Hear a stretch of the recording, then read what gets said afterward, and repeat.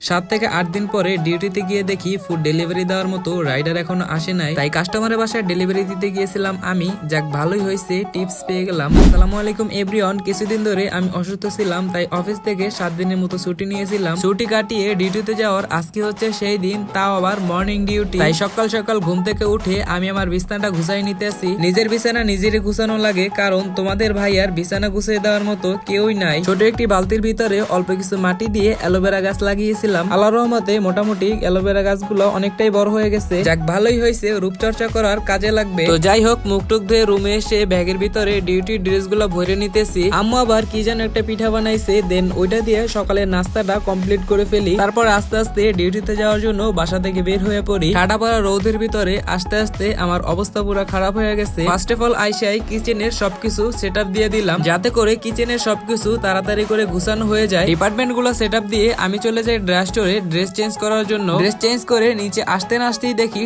অনলাইনে একটি অর্ডার ঢুকছে, আর রাইডার ডিপার্টমেন্টে এখন পর্যন্ত কোনো ডেলিভারি ম্যানই আসে নাই। তাই আমি তাড়াতাড়ি করে ফুড রেডি করে বাইক নিয়ে চলে যাই কাস্টমারের বাসায়। সময় মতো কাস্টমারের বাসায় ফুড ডেলিভারি দেওয়ায় কাস্টমার হ্যাপি হয়ে আমাকে 300 টাকা টিপস দিয়ে দেয়।